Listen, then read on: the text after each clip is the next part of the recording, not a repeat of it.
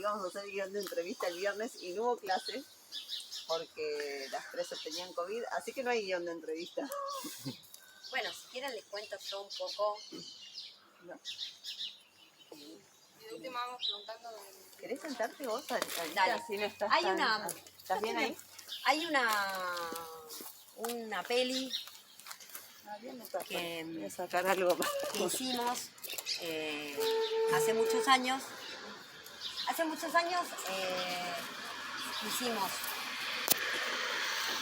A ver, esperen, que les voy a contar esto correlativamente. En principio yo tenía que declarar en el juicio del circuito CAMS y entonces pensé... bueno, primero, vale, me voy a presentar. Sin quilombo. Yo soy Ana Laura Mercader, pertenezco a la agrupación Hijos, trabajo en cultura de la provincia de Buenos Aires, en derechos humanos, en el programa de derechos humanos. Soy hija de desaparecidos, mi mamá y mi papá están desaparecidos los dos, desaparecieron en el 77, el 10 de febrero del 77, de acá, de ahora donde estamos parados, en este pasillo, la última casa de este pasillo, era mi casa. Bueno, Hola, ¿cómo te llamas? Fredes Island. ¿Cómo? Fredes Island. Aileen. Hola, bárbaro. Yo soy Ana Laura. Estaba contando un poco quién era. Yo tenía 2 años y medio. Tengo una hermana que se llama María, que era chiquitita, tenía 5 o 6 meses al momento de la desaparición. Estábamos acá en la casa de Tolosa con mi mamá. Mi papá había ido a trabajar muy temprano. Él trabajaba como técnico electricista y además estudiaba en distintas facultades que no solo, digamos, utilizaba para estudiar, sino también para militar. Pertenecía a una agrupación que se llama Montoneros y mi mamá no militaba en ese momento porque nosotros éramos muy chiquitas y estaba muy abocada a la maternidad, que también eran otros tiempos y otras épocas y hoy en día, digamos, hay como otra repartición de tareas mucho más equitativa en relación a la lucha de género que hemos sabido conseguir y que vamos consiguiendo con el tiempo. Entonces estábamos acá en esta casa y a la mañana llegó una patota de 20 personas vestidas de civil que vinieron en unos Ford Falcon y entraron a la casa algunos, otros entraron por los techos. Acá había mucho descampado en los alrededores. Mi mamá y mi papá tenían esta casa que habían sacado un crédito por el banco, y entonces bueno, estaban pagando esta casita y mi mamá trabajaba en un negocio de ropa en el centro y entonces a la mañana, tipo 8 de la mañana, llegaba una chica que era nuestra niñera que nos cuidaba. Entonces entraron a mi casa esta patota, le hicieron todo un interrogatorio a mi mamá, también a mí que era muy chiquitita. Bueno, rompieron todo, fue una situación de mucha violencia y esperaron a mi papá durante muchas horas a que llegara.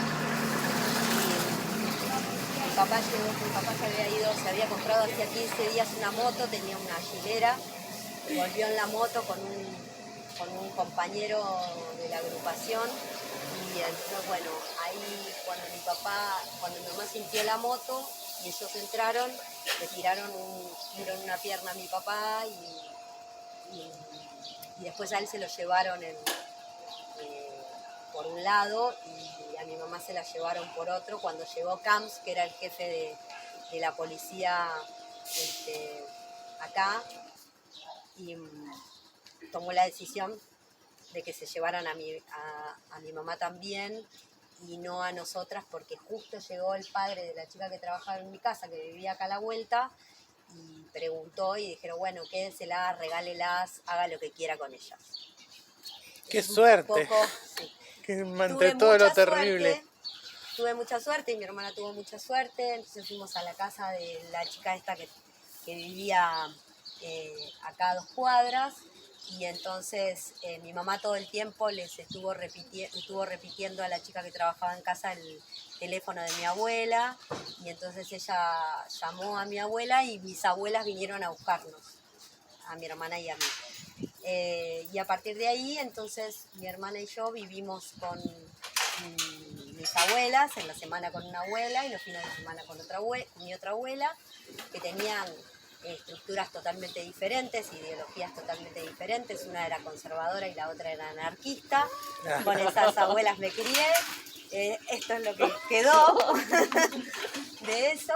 Que bueno, finalmente, digamos, tuve mucha suerte, pero tuve una vida muy diferente a la que tendría que haber tenido, digamos, si hubiese vivido con mi mamá y con mi papá. A raíz de todas esas cuestiones, después, con el correr de los años, conocí a mis compañeros de hijos, sigo militando con ellos hace 27 años, que los conocí en homenaje, en humanidades. Bueno, sigo siendo compañera de todos esos hermanos de la vida que me dio la vida y la historia. Y bueno, en relación a eso, después, y con muchos años de lucha y de alguna manera de emprender una lucha de justicia social, porque en nuestro país la justicia es muy lenta y en ese momento parecía que no iba a haber justicia y tardó muchos años. Entonces emprendimos un camino de lucha que tuvo que ver con un montón de acciones y actividades, entre las cuales surgió el escrache, que decía que si no había justicia había escrache, en donde íbamos a las casas de los represores a señalar esas casas y a decirle a los vecinos y a la gente que tenía comercios en el barrio que no los atendieran, que no hablaran con ellos porque eran asesinos, eran genocidas, eran gente muy peligrosa, y de alguna manera esta manera de pensar en una justicia social tenía que ver con esto. El escrache, digamos, surgió como método ideológico y político para de alguna manera hacer tomar conciencia de la sociedad, de alguna manera generar cierta conciencia, cierta memoria y una justicia que en ese momento no existía.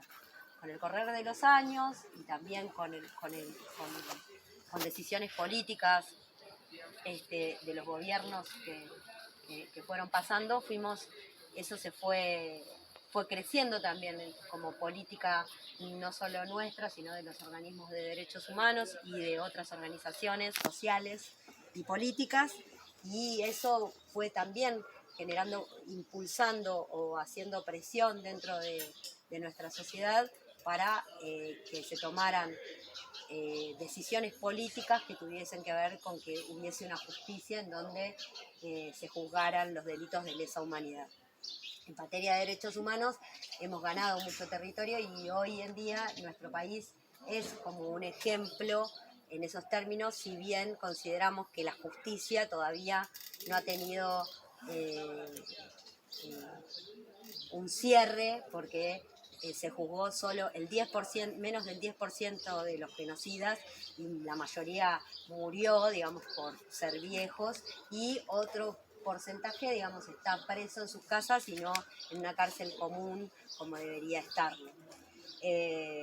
Hago todo este recorrido para contarles que en el año 2009, en el 2008, se hace una campaña que tiene que ver con la muestra de sangre, no solo de mi familia, sino de todas las familias que tienen desaparecidos, y de las muestras que tiene el EAF. El EAF es el Grupo de Antropología Forense, que durante muchísimos años viene haciendo un trabajo para ver, armar, digamos, todo un camino casi de investigación, casi podríamos decir que detectivesco de alguna manera, además de lo antropológico, en donde fueron buscando situaciones claves para ver que los restos que fueron encontrando en cementerios de la provincia de Buenos Aires, de la Argentina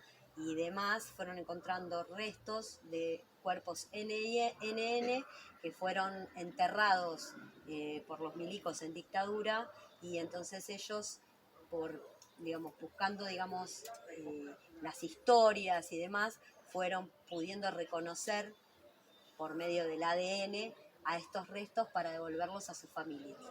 En el 2008, el gobierno, por una decisión, del equipo de Néstor Kirchner, toma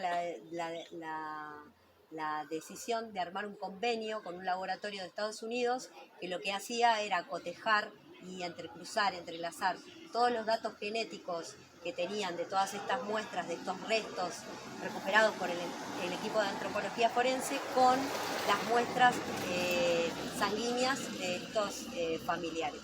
Entonces hacen una campaña en donde piden a todos los familiares que den una muestra de sangre para poder mandar todo esto al laboratorio de Estados Unidos para ver, qué se entrecruzaba y facilitar mucho más esta búsqueda. De eso que mandan a Estados Unidos, de todas esas muestras, vuelve el reconocimiento como primera camada y primera instancia de 42 cuerpos reconocidos, entre los cuales vuelven reconocidos los restos de mi mamá y de mi papá, que si bien no habían muerto en el mismo lugar, habían vuelto paradójicamente, se los habían llevado juntos y habían vuelto juntos, ese resultado a nosotras en el 2009. En el 2009 sucede eso, después de saber que habían reconocido los restos de mi mamá y de mi papá. Fallecen mis 3 abuelos ese mismo año, mis 2 abuelas y mi abuelo. Ese mismo año nació uno de mis hijos. Bueno, pasaron muchas cosas ese año, y también me llega la posibilidad de declarar en el juicio que es el juicio Circuito Camps, que es un juicio muy conocido acá en La Plata, que fue muy conocido acá en La Plata porque fue el circuito que utilizaron los milicos, para llevar a campos clandestinos de tortura y concentración a la gente que hacían desaparecer, que fue Arana, de alguna manera un poco Pozo de Banfield, pero por sobre todas las cosas Comisaría Quinta, Arana, la casa de investigación de 55 entre 13 y 14, bueno,